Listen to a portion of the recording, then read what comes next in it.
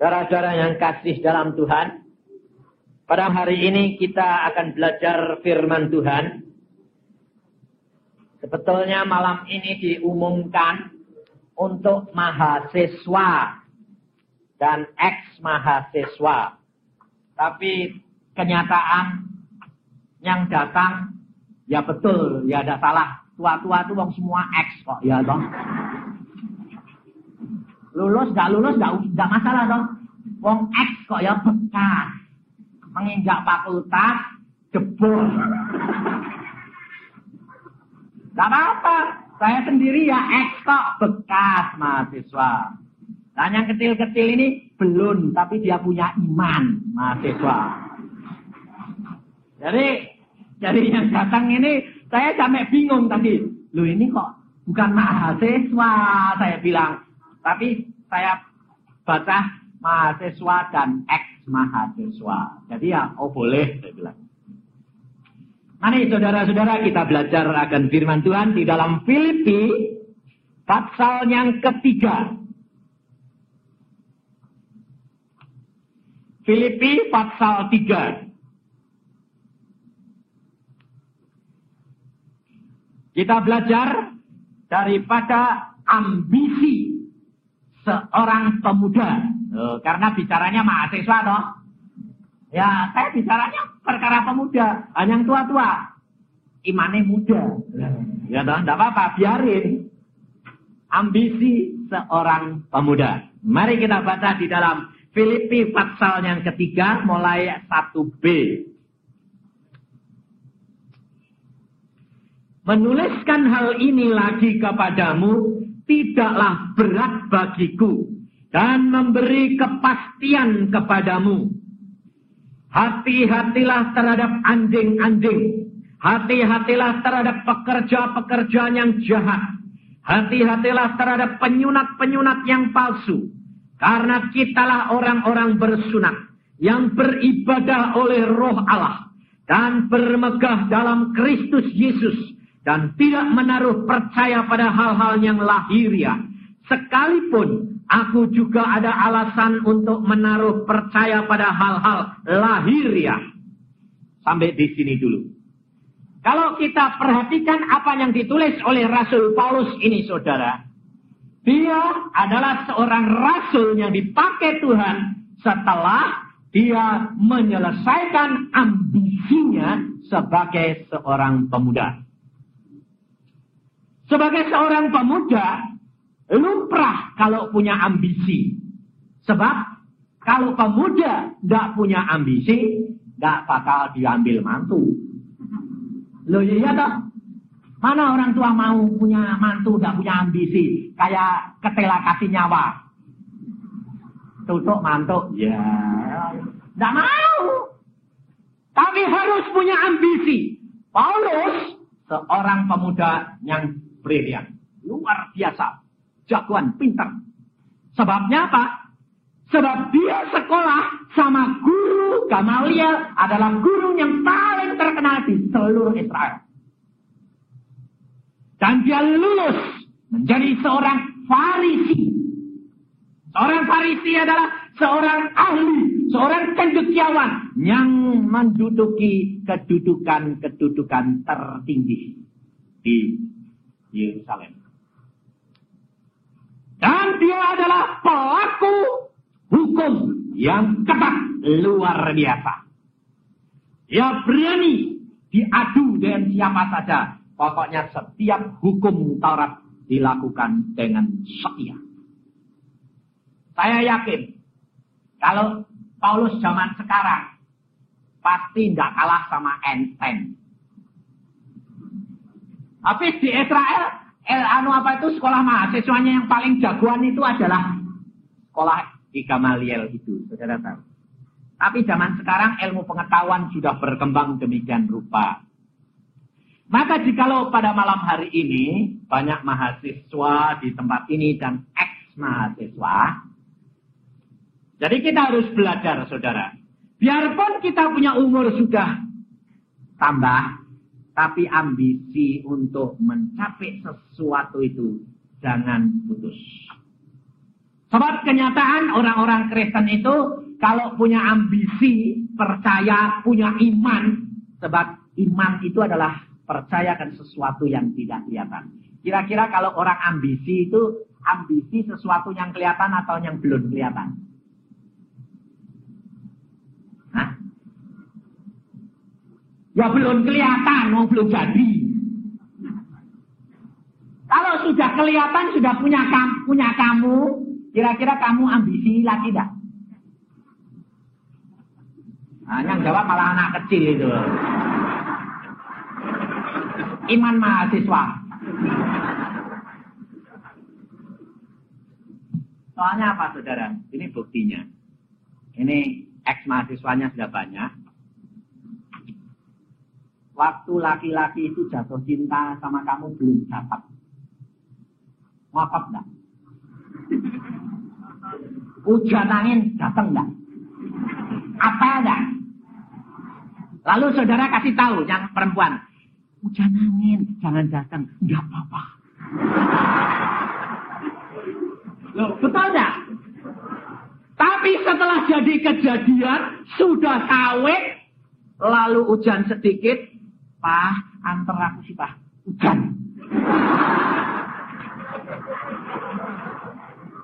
Betul enggak? Betul. Nah, ya dah. Jadi kalau sudah ambisinya sudah dapat, kempes. Ini loh, saudara. Kerap kali kita belum jadi Kristen, wah jadi orang Kristen itu nanti hebat ya. Sudah masuk letak, kok gini ya? Loh, sebabnya apa? Dulunya itu punya bayangan yang indah luar biasa, setelah didapatkan, susah. Lalu imannya mulai runtuh. Ini loh, saudara. Makanya banyak orang Kristen, banyak yang nyebut dirinya Kristen, tetapi tidak banyak yang terpilih. Yesus Tuhan berkata apa? Banyak yang aku panggil, sedikit yang aku sebab apa? Kempes. Ini loh. Tapi kenapa orang seperti Paulus, seorang pemuda yang demikian tegas, ambisinya luar biasa. Dan setelah dia mendapatkan kedudukan sebagai seorang Farisi, apa yang dilakukan? Konsekuen. Ada orang yang menentang hukum Taurat, bunuh. Luar biasa kejamnya Paulus ini. Dan dia menyeret orang-orang pengikut Yesus sampai ke kota-kota lain. Diseret sama dia, masukkan penjara, dianiaya dan dimatikan. Karena dia seorang yang ambisi, tetapi dia konsekuen. Karena dia sudah tahu bahwa menurut dia, ini yang paling benar. Anehnya, Tuhan ambil orang yang begitu. Kukue. Bahasa kukue itu bahasa Jawanya ya apa ya? Aneh. Saya ini cuma jiplak, gak ngerti. Ngomong ya gak bisa. Tuhan pilih orang yang konsekuen. Kalau saudara menjadi anak Tuhan, harus konsekuen. Kenapa Paulus begitu konsekuen terhadap hukum Taurat? Karena dia belum mengenal siapa Yesus. Saudara dan saya sudah kenal belum? Sudah? Kalau kamu berani bilang sudah, tak tanyain. Sudah pernah salaman, Dede? Loh, sudah pernah salaman belum? Lah kok berani bilang kenal? Kenal di bayangan, itu Kristen khayalan. Saudara tahu? Hidup kekristenan adalah hidup yang nyata. Maka dari itu saya kasih tahu saudara-saudara, kekristenan jangan dipelajari sebagai satu ilmu. Kalau kekristenan Alkitab ini dipelajari sebagai satu ilmu, saudara tidak akan dapat menikmati hidup dengan Yesus secara pribadi. Sebab ilmu itu bila didapatkan bisa lulus hanya karena otak. Betul enggak? Nggak usah praktek bisa lulus enggak? Ilmu hukum asal ujiannya lulus kan lulus? Belum praktek, belum. Ayo. Engineer prakteknya nempel-nempel. Lulus enggak? Lulus, asal pinter ngapusi dosen. Tapi demikian lulus, masukin di tempat praktek. Gendandapan enggak? Kalah enggak sama yang praktek? Kalah. Saudara tahu, kekristenan tidak dapat dipisahkan daripada pribadi saudara. Kekristenan tidak dapat dipisahkan daripada belajar ilmu. Tidak dapat dipisahkan daripada praktek. Tidak dapat dipisahkan daripada pengalaman pribadi. Dan tidak dapat dipisahkan daripada keluarga. Itu kekristenan. Tapi kalau kekristenan cuma kamu letakkan di dalam ilmu, saudara yang lain tidak mengalami. Rugi besar. Anda menjadi orang Kristen seperti orang Farisi, pintar berdebat, ahli menyangkal dan menjatuhkan orang, tapi tidak dapat mengalami pengalaman pribadi dengan Yesus. Kosong.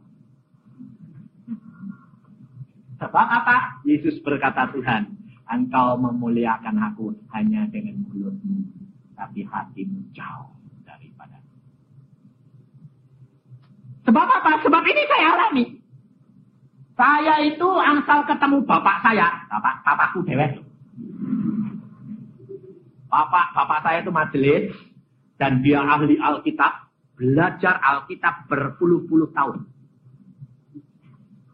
Waktu saya masih muda, masih SMP, SMA, saya sudah dengar suara Tuhan. Tuhan sudah ngomong sama saya. Lalu saya bicara sama papa saya. Saya sudah baca Alkitab. Saya bilang sama papa saya begini, Pak, iman tanpa perbuatan kosong. Teori tanpa praktek nol. Bapak saya bilang apa? Apa kamu masih selundu kecil? Nggak tahu artinya pengalaman hidup ini. Bapakmu ini sudah ahli Alkitab. Lalu saya berkata, Papa tidak pernah praktek firman Tuhan, tapi Papa olah terus. Sampai dosen-dosen teologi, pendeta-pendeta, asal kebangunan rohani di Jepara, kapok. Karena asal habis kebangunan rohani, tidurnya di rumah saya. Diajak diskusi, didebat, jungkir balik ke gelebak. Kalau sudah gelebak, dia bilang, ya kapok enggak kowe. Bayangin, ilmunya dibuat menjatuhkan pendeta dan dosen-dosen. Saya yang dengar, saya bilang, Tuhan ampuni bapakku, orang Farisi ini.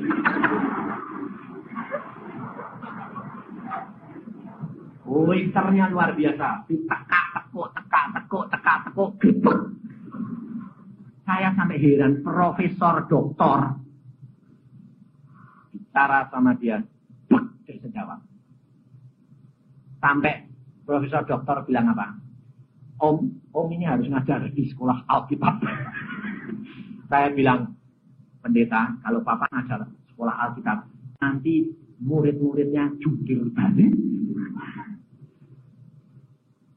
Sebab luar biasa. Tapi saudara tahu, setiap kali diskusi sama saya yang nangis. Sebab apa? Asal dia kalah, dia lalu bilang, kamu anak kecil, berani bantah orang tua. Bak, saya menangis, saya udah kalah kalau digituin.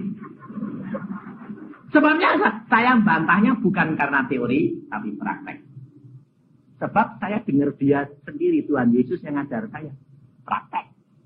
Lalu saya bilang, Pak, Papa akan ngalami. Apa yang terjadi? Pada satu saat, Dia tidak mau kenal perpuluhan. Dia diberkati Tuhan luar biasa.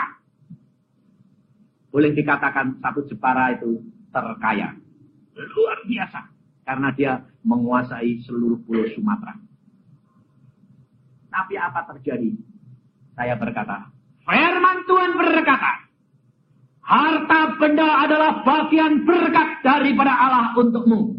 Tapi 1/10 harus dikembalikan kepada Allah.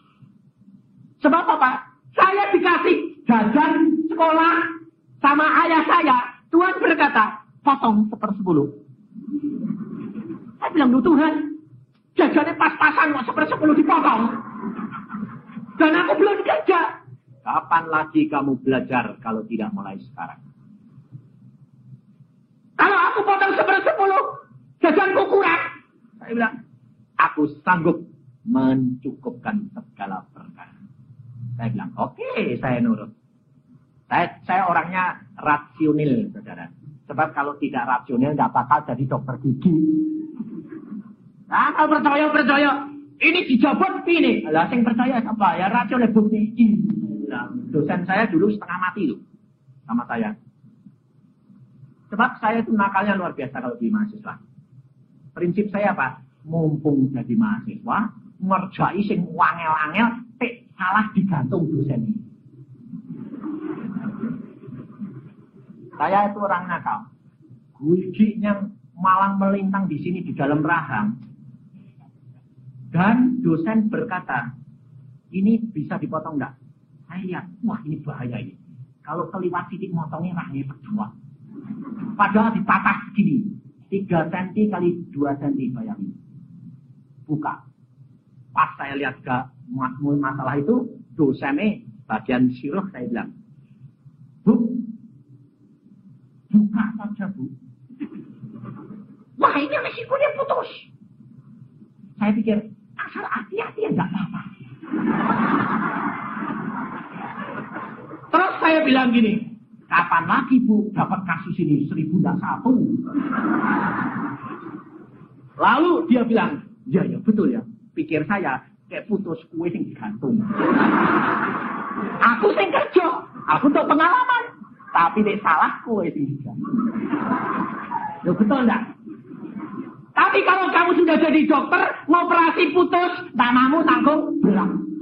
Gak payu. Aku sudah mikir itu, sudah mikir.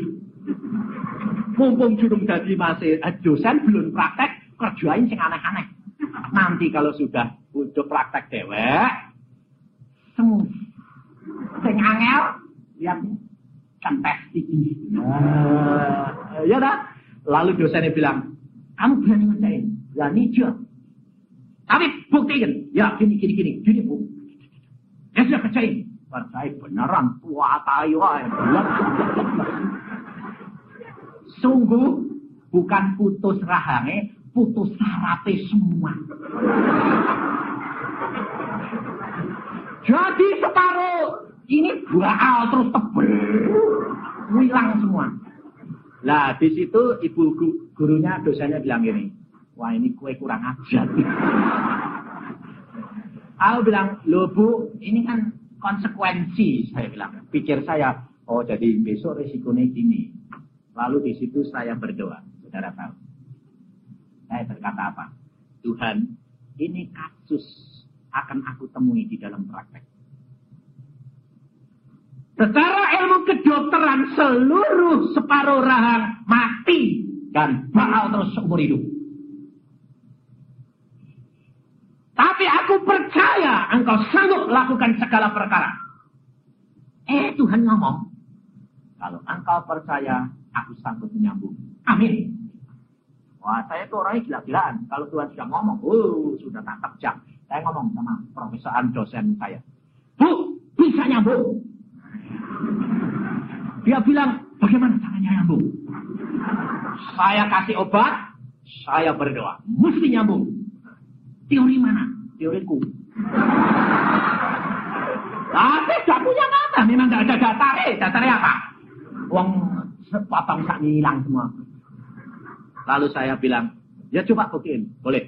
Pasiennya saya rawat.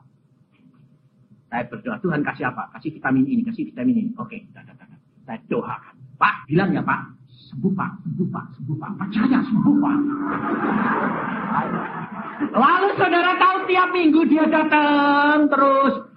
Ya kok, lumayan. Nah, 3 bulan sempurna sembuh. Sampai dosennya gak bisa ngerti. Dia bilang, waduh ajaib. Iya, hebat gak? Hebat. Saya mau diangkat jadi asisten. Tapi saya tidak mau. Saya orangnya gila-gilaan. Kenapa tidak mau? Sebab sudah tahu bahwa Tuhan pasti panggil aku jadi hambanya. Maka dari itu saudara, engkau boleh ambisi. Tetapi kepercayaan kekristenanmu tidak dapat kamu pisahkan daripada ilmu. Sebab Einstein sendiri berkata, ada satu saat aku kebentur kepada hal yang aku sendiri tidak tahu. Dan dia jujur. Di depan mahasiswa dia berkata, sampai di sini dulu karena aku tidak dapat meneruskan. Karena aku belum tahu apa itu selanjutnya. Dan dia meninggalkan. Setelah tinggalkan sebentar, dia berdoa. Tuhan, aku tidak bisa lagi. Ini bagianmu. Tuhan ngomong sama Einstein. Dan dia balik ke dalam kuliah. Dia berkata apa? Saya bisa nerusin lagi. Einstein sendiri ngakui. Ada satu faktor di luar kemampuan manusia. Paulus dia berani, konsekuen. Dia melakukan semua perkara hukum Taurat. Maka dari itu dia menganiaya orang Kristen karena dia belum kenal akan Yesus. Tetapi setelah dia menikmati semuanya, hati ini tidak pernah dapat damai dan sejahtera. Selalu ambisi ini terdapat tantangan demi tantangan. Kepanasan hati dan tidak ada yang dapat memuaskan hati dan kepikiran. Padahal dia mau mencari kebenaran. Memuaskan hatinya Allah. Tetapi yang didapatkan adalah kemurkaan, kebencian. Lalu apa kata Paulus di dalam ayat yang selanjutnya? Ayat yang ke-4. Sekalipun aku juga ada alasan untuk menaruh percaya pada hal-hal lahiriah. Jika ada orang lain menyangka dapat menaruh percaya pada hal-hal lahiriah, aku lebih lagi. Disunat pada hari ke-8 dari bangsa Israel, dari suku Benyamin, orang Ibrani asli, tentang pendirian terhadap hukum Taurat, aku orang Farisi, tentang kegiatan aku menganiaya jemaat, tentang kebenaran dalam mentaati hukum Taurat, aku tidak bercacat. Tetapi apa yang dahulu merupakan keuntungan bagiku, sekarang kuanggap rugi karena Kristus. Malahan segala sesuatu kuanggap rugi karena pengenalan akan Kristus Yesus Tuhanku lebih mulia daripada semuanya. Oleh karena dialah aku telah melepaskan semua itu dan menganggapnya sampah supaya aku memperoleh Kristus dan berada dalam Dia, bukan dengan kebenaranku sendiri karena menaati hukum Taurat, melainkan dengan kebenaran karena kepercayaan kepada Kristus, yaitu kebenaran yang Allah anugerahkan berdasarkan kepercayaan. Yang ku kehendaki ialah mengenal Dia dan kuasa kebangkitannya dan persekutuan dalam penderitaan, di mana aku menjadi serupa dengan Dia dalam kematiannya, supaya aku akhirnya beroleh kebangkitan dari antara orang mati. Paulus berkata, apa yang secara lahiriah aku kejar, aku harapkan, aku konsekuen mencari dan melakukan, semuanya adalah sampah. Maka dari itu kalau kaum muda di sini berkata, aku belum mencapai sarjana, aku belum mencapai kekayaan, dan kedudukan. Itu lumrah saudara dapatkan. Tetapi saudara jangan lepaskan daripada iman percayamu. Kalau engkau lepaskan, engkau akan mengalami kerugian yang besar. Paulus, dia mengejar dengan konsekuen. Dia harus bayar mahal luar biasa. Dia bayar tidak tanggung-tanggung. Dia bayar amat mahal. Sampai Paulus harus menderita luar biasa. Setiap kali dia dicambuk, setiap kali dia dianiaya, setiap kali dia mau dibunuh. Saudara tahu kenapa? Dia harus bayar harganya pada waktu dia memegang hukum Tauratnya. Demikian jikalau saudara pemuda dan pemudi ambisi dengan kekayaanmu, dengan ambisi kedudukanmu, dengan ambisi kesarjanaanmu, engkau harus bayar harga juga. Sebab Allah sudah menetapkan segala perkara. Kau harus wajib belajar menggenapkan tuntutan kewajiban yang Tuhan berikan. Tetapi jangan lepaskan kepercayaanmu dengan ilmumu. Kau akan mengalami luar biasa berjalan dengan Tuhan. Ini pengalaman saya. Saya kalau sekolah dulu, sekolah sama Tuhan. Nah, ya. Sebabnya apa? Saya mau jadi penginjil. Tuhan bilang, jadi dokter. Loh Tuhan, mau jadi penginjil, jadi dokter. Lah kapan jadi penginjil? Aku nanti panggil kamu sendiri. Ya, baik, saya sekolah. Jadi kalau saya itu disuruh sekolah, saudara tahu apa? Kalau susah, lapor. Tuhan, susah dan susah. Bayangin saudara, zaman saya lain daripada zaman kamu. Kalau mau tentamen, di lotre. Kenapa? Mahasiswanya kedokteran dan kedokteran gigi 2.000. Yang boleh turut tentamen 150. Setiap kali tentamen 150. Dosennya tidak mau banyak-banyak. Maka banyak yang jadi mahasiswa abadi. Tidak pernah bisa tentamen, tidak pernah bisa ujian. Sebab kalau ngambil ujian seluruhnya, gugurnya setahun. Faknya 12. Gugur 9 ke atas, 1 tahun. Gugur 6, 9 bulan. Gugur 4, 6 bulan. Gugur 3, 3 bulan. Gugur 2, 1 bulan. Tapi tidak pernah tentamen. Sebab apa? Asal saya ngambil lotre, tidak dapat. Tidak tentamen lah. Ngambil lotre, tidak dapat. Jadi setahun itu tidak pernah tentamen. Lalu ayah saya tanya sama saya gini. Nak, kowe sudah tingkat berapa? Bingung saya jawabnya. Pas tingkat 1. Loh, lah kok tidak naik-naik? Lah tidak pernah ujian. Loh kamu ini sekolah gila-gilaan ya? Enggak. Sekolah sama pacaran, saya bilang. Oh ya, tidak boleh pacaran. Ya, tapi ya pacaran terus. Berdua, wes. Lalu apa yang dikerjai, wong tidak pernah tentamen. Saudara tahu, kalau saudara jadi mahasiswa zaman saya frustrasi. Mau tentamen tidak bisa. Sudah belajar, tidak pernah tentamen. Akhirnya saudara tahu, setelah 2 tahun, hampir 2 tahun kurang 3 bulan. Waduh ini Pak, saya bilang Tuhan kalau gini caranya aku tidak sekolah lah. Yang suruh sekolah kamu Pak. Lalu saya berdoa, Tuhan aku tentamen tidak pernah dapat. Mengapa engkau biarkan aku tidak bisa dapat lotre tentamen? Tidak jawab. Tidak dijawab lagi. Terus akhirnya saya ini orang keras hati, saya berkata begini. Tuhan, aku mau ujian, tak ambil kabeh. Ayo, wes. Sebabnya tidak bisa tentamen, saya ujian seluruh pak ujian. Jawab Tuhan. Jawabnya bagaimana? Ujian, aku nanti menyertai kau. Wih, beneran, wes. Model aku. Alkitab tak prakteknya. Kayak Abraham nawar Tuhan.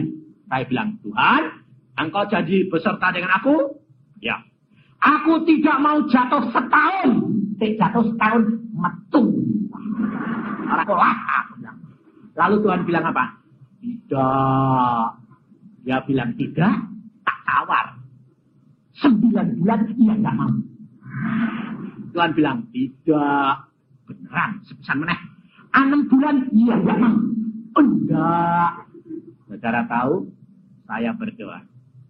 Tuhan, Engkau kok sayang sih sama aku? Kadang-kadang manja, saudara tahu. Engkau belum kenal. Tuhan itu kalau sudah sayang sama kamu, luar biasa. Kadang-kadang saya datang sembahyang jam 3 pagi, dia datang. Ngelus-ngelus ya. Saudara tahu, saya dilus-lus. Bisa saya sayang engkau. Tuhan Yesus pribadi yang datang. Dengan tubuh yang baru. Banyak orang kalau dengar khotbah saya begini, dia bilang apa? Apa enggak bohong? Apa untungnya bohongin kamu? Kamu masuk surga, aku masuk neraka. Kok enak? Saya bilang. Buat apa bohong? Saya bilang. Saudara tahu, Allahku itu luar biasa. Dia datang, dia menjamah, dia bilang, aku sayang kamu, Musa. Luar biasa. Makanya saya berkata, apapun boleh terjadi meninggalkan aku. Aku tidak pernah takut. Karena Allahku tidak pernah meninggalkan aku. Dia amat menyayangi. Dan dia datang bukan hanya sekali. 2 kali dia menjamah aku. Di Israel dia juga datang. Nah, minta apa? Aku berikan kepadamu. Luar biasa. Maka dari itu saudara, kalau engkau kenal dia, engkau tidak akan pernah menyakitkan hatinya dia. Paulus dia kenal siapa Tuhannya. Ada orang berkata, Paulus sendiri belum ketemu. Baca Alkitab. Paulus ditemui Yesus dan diajar pribadi. Nanti kata-kata itu kita jelas. Bukan Paulus belajar, tapi Paulus diajar oleh Yesus pribadi. Dan dia ketemu sendiri dengan Tuhan Yesus. Kalau saya tidak bertemu dengan Tuhan Yesus secara pribadi, saya tidak mau menjadi pemimpin. Sebab apa? Sebab saya lihat banyak hamba-hamba Tuhan jatuh. Saya berkata, Tuhan, lebih baik aku jadi orang biasa, tapi menyenangkan hatimu, daripada aku menginjil, tapi aku tidak dapat melakukan firman-Mu. Aku tahu iblis selalu menuntut penginjil-penginjil hamba Tuhan. Dan kalau dia ditinggikan, dia akan jatuh ke dalam kesombongan. Kalau dia dipakai heran, dia akan jatuh di dalam ketinggian hati. Dia akan jatuh perkara duit. Dia akan jatuh perkara perempuan. Aku tidak mau jadi hamba-Mu, Tuhan. Tuhan berkata, aku jamin engkau anak. Saudara, kalau dia tidak jamin, aku tidak mau menjadi hamba-Nya.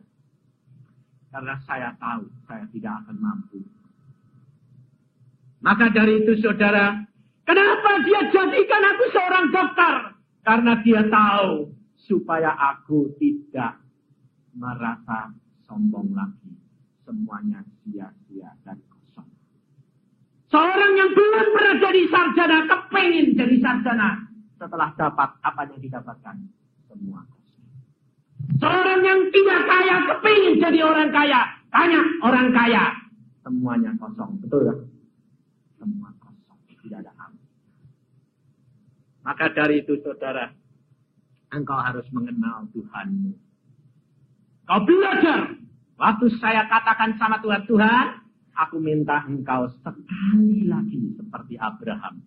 Tuhan berkata, apa yang kamu minta? Aku tidak mau jatuh 3 bulan.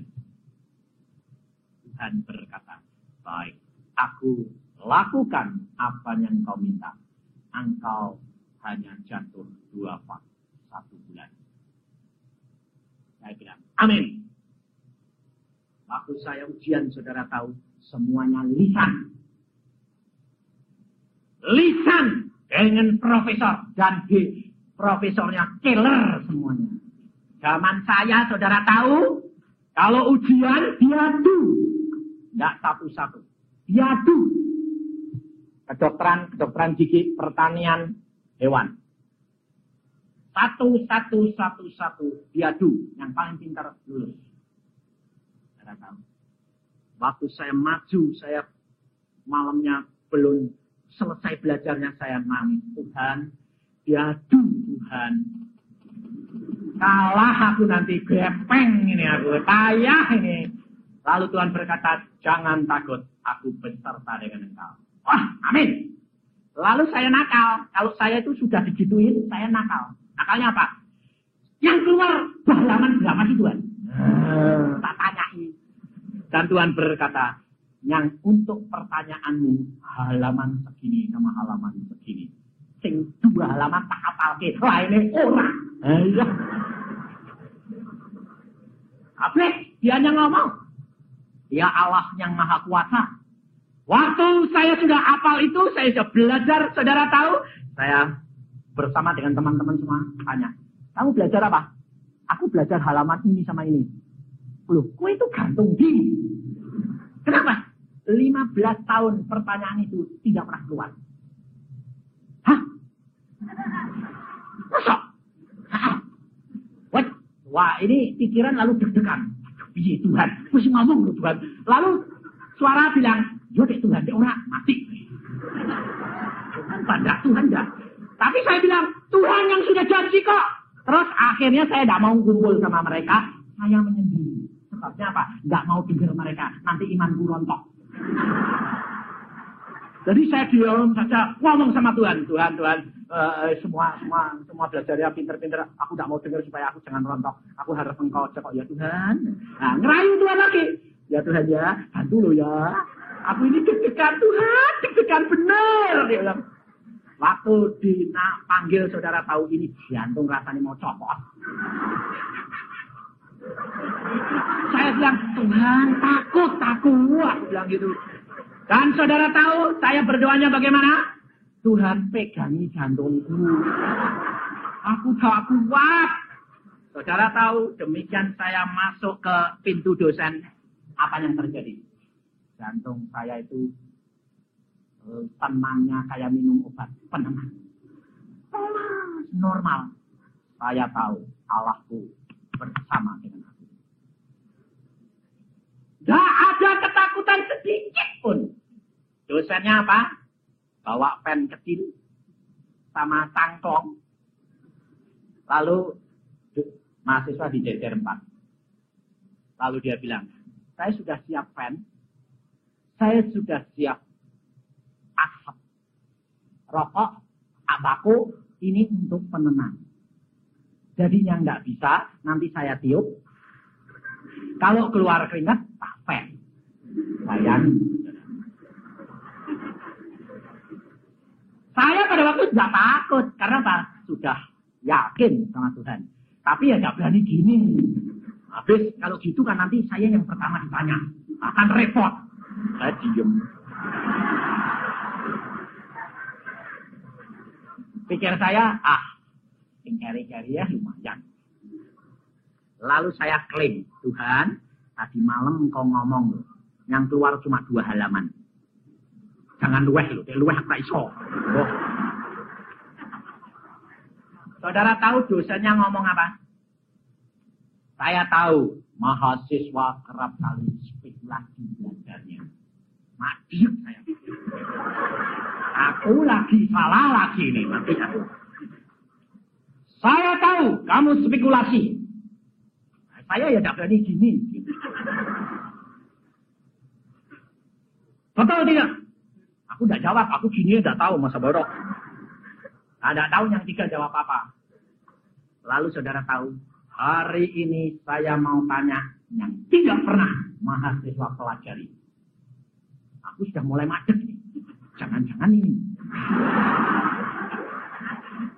Lalu dia berkata, halaman segini dan halaman segini, 15 tahun aku tidak pernah tanya. Mak, ikut tak ajar. Aku langsung, dulunya sini, iya berani. Karena memang ajaran cuma itu. Yang 3 teman saya tahu, dari sini, kelak. Lalu dosennya berkata, apa ini? Satu dan bisa. Tiup. Jawab yang kedua. Tidak bisa. Defense. Apa kamu? Tidak bisa. Spekulasi. Kamu? Saya bilang, bisa. Saudara tahu? Pertanyaan 2 halaman, 10 pertanyaan. Semua saya yang jawab. 3 tidak ada, 1 yang bisa. Dosennya bilang apa? Hanya 1 yang tidak spekulasi. Kumlat. Saya bilang, aku yang spekulasi. Ngajari cuma 2 halaman. Maka dari itu, saudara, jangan pisahkan kepercayaanmu dengan ilmu. Engkau akan diuji. Saya ajar anak-anak saya semuanya. Saya berkata, kenali Yesus secara pribadi.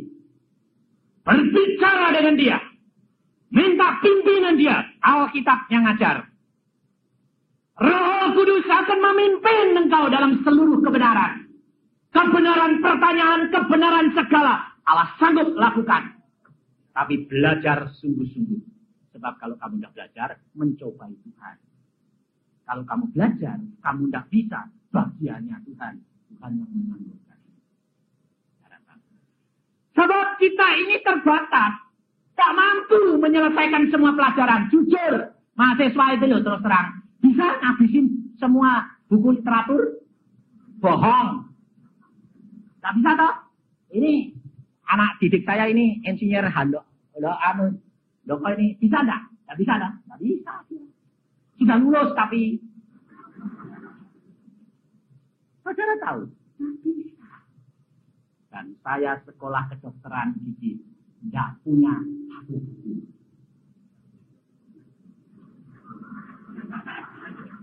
Satu buku literatur tidak punya.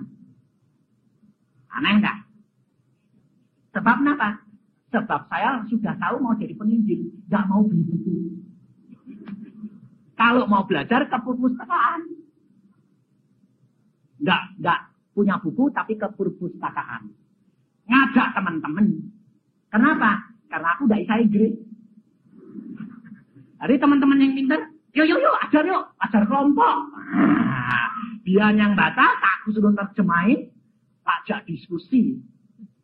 Ya itu sudah, nanti ujian maju. Aku bilang, Tuhan, yang mana Tuhan? Kamu diskusikan ini. Oh ya, semuanya yang banyak teman-teman ini. Nggak bisa, sudah sampai bisa nyari buku. Nggak bisa nyari buku. Nah, dia kan jawabannya nggak bisa nyari buku dong. Cari dong buku ini. Oh jawabannya dong gini. Apa jawabannya? Gini. Ya kamu. Jadi tiap kali antar kelompok itu ujian, aku yang lulus. Sebabnya apa? Lah Tuhan yang ngomong. Itu tanyaan buat saya, bukan buat kamu. Saudara tahu. Anda boleh tanya istri saya. Satu buku literatur kedokteran gigi saya tidak pernah punya. Karena apa? Allahku yang menyelesaikan segala-galanya. Hidup kekristenan adalah hidup yang nyata. Paulus berani menyerahkan semua perkara. Kenapa? Karena setelah dia kenal Yesus, apa yang dia cari, dia ketemu. Damai sejahtera. Allah yang penuh kasih, Allah yang penuh damai sejahtera, dia ketemu. Dan sejak itu dia berkata, semuanya daging itu sampah. Tetapi di dalam Yesus, aku menamakan damai sejahtera. Di dalam Yohanes, dalam Injil Yohanes,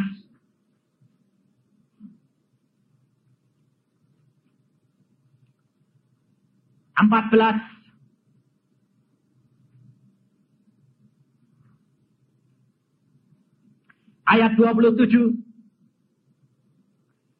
Damai sejahtera ku tinggalkan bagimu. Damai sejahtera ku berikan kepadamu. Dan apa yang ku berikan tidak seperti yang diberikan oleh dunia kepadamu. Janganlah gelisah dan gentar hatimu. Lalu ayat yang 15 Yohanes 15 ayat yang ke-11. Semuanya itu kukatakan kepadamu, supaya sukacitaku ada di dalam kamu, dan sukacitamu menjadi penuh. Apa yang dikatakan oleh Yesus? Supaya damai, sejahtera, dan sukacita kita menjadi penuh. Lakukan firman-Nya, dan engkau akan mengenal kuasa kebangkitan Yesus. Dan engkau akan mengenal Dia secara pribadi. Kuasa kebangkitan Yesus berkata, segala kuasa di langit dan di bumi ada di dalam tanganmu.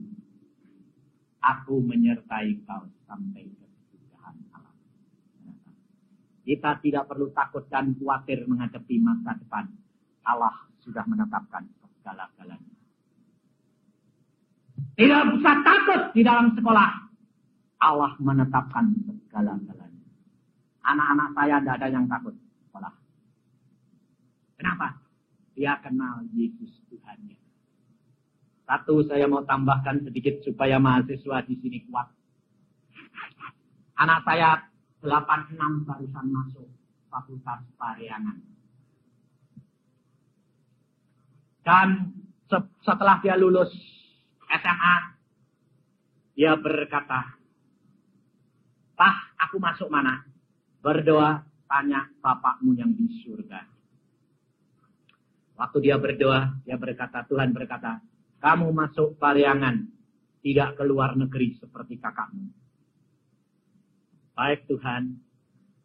Lalu dia lapor kepada saya, Pak, aku suruh masuk Pariangan. Oke. Tapi ya kamu udah daftar si penaruh? Enggak. Tuhan berkata Pariangan, enggak daftar kemana-mana.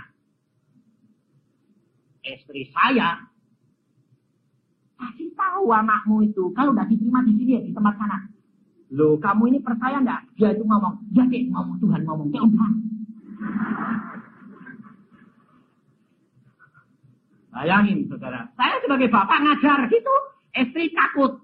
Loh, ibu khawatir logis, enggak ngomong kok.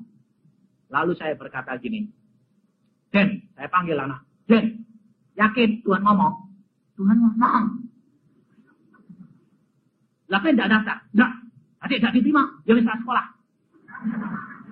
Saya bilang, oke. Lalu saya ajak istri saya sembahyang. Tuhan, yuk kita sembahyang berdua, kita orang tuanya punya hak. Tuhan, apakah benar anakku Denny mau suruh sekolah ke Pariangan? Ya, oke. Lalu saya bilang, nyumbangnya berapa? 1,5 juta. Hah? Kok banyak? Aku nanti kirim duit buat kamu. Oh ya sudah. Lalu saya ngomong sama Denny, Den, 1,5 juta nulisnya nanti. Lalu uang kuliahnya 300 dari 1,8. Ya Pak, Papa sudah punya duit? Belum. Kamu sembahyang, itu bagianmu. Ya. Saya lusanya pergi ke Jakarta, jam 6, saudara tahu, jam 6 pagi, ditelepon orang. Pak Yusa, anakmu ada yang masuk fakultas. Loh, Pak kamu dengar dari mana? Nah, aku ini bangun tidur, dengar suara jelas. Anak Yusa masuk fakultas. Loh, apa hubungannya sama kamu? Terus dalam hati saya ngomong, oh, saya suruh bantu anak itu. Namanya siapa toh Pak? Daniel Kristianto. Oke, sudah gitu Pak. Gak tanya, enggak. Lalu saya pulang dari Jakarta, dia ngasih cek untuk diambil di Bandung. Saya bilang, apa? Cek untuk Daniel Kristianto. Saya itu orangnya belak-belakan. Saya ngomong, berapa? Loh ya toh? Orang dikasih, sudah dikasih ya boleh tanya atau mau tidak boleh. Saya tanya bukan berarti kalau kurang aku minta tambah. Enggak. Hamba Tuhan tidak boleh minta. Lalu dia bilang, 2 juta. Hah? Kamu kok bisa ngasih 2 juta? Enggak tahu Pak. Saya mau nulis, saya bilang Tuhan tulis berapa. Tanganku ini saya muter sendiri. 2 juta. Lalu saya berkata begini, luar biasa engkau. Ini anak Tuhan baru kenal Tuhan setahun. Dulunya belum kenal Tuhan. Sudah peka terhadap suara Tuhan. Saya bilang, tepat apa yang kamu tulis. Kenapa Pak? Kurang. Ya. 2 juta dipotong 1/10 buat perpuluhan tinggal berapa? Tepat 1,8. Tidak kurang, tidak lebih. Lalu saya katakan kepada anak saya, Dan, sudah dibayar oleh Allah. Berapa Pak? Nopil. Langsung saya masukkan bank atas nama dia. Nanti kalau dia lulus tesnya, dia bayar. Saudara tahu saya pergi ke Surabaya.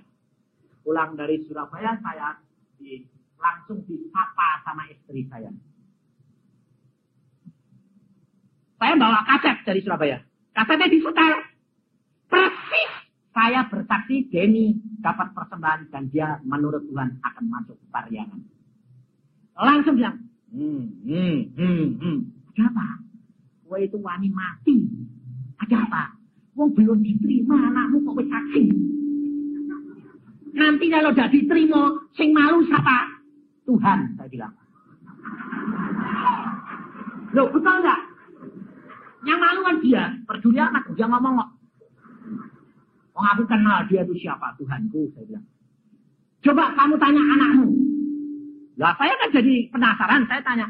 Den, sini Den. Ada apa Pak? Wih sudah tes, sudah. Bisa enggak? Enggak bisa.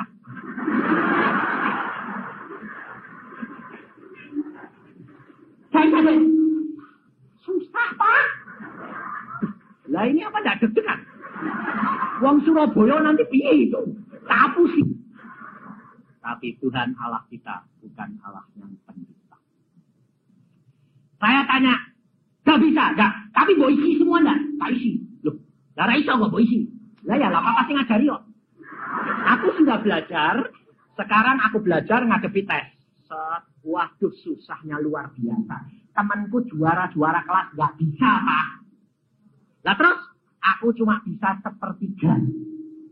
Dan yang 2/3, penku tak angkat. Sembayang, Tuhan, isone 1/3. 2/3, aku gak bisa. Bagianmu. Ini bagianmu. Sekarang kasih tahu aku jawabnya apa ini. Tuhan berkata A, C, D, ini. Terus I. Semua diisi. Setelah diisi komplit, diserahkan. Ditanya teman. Juara-juaranya tanya. Den, bisa? Bisa. Susah ya, Den? Ya. Lah terus kamu daftar mana lagi? Enggak, aku daftar di sini toh. Loh, lah kok gak bisa toh? Gak bisa. Lah, apa? Bisa diterima? Pasti. Apa bapakmu itu?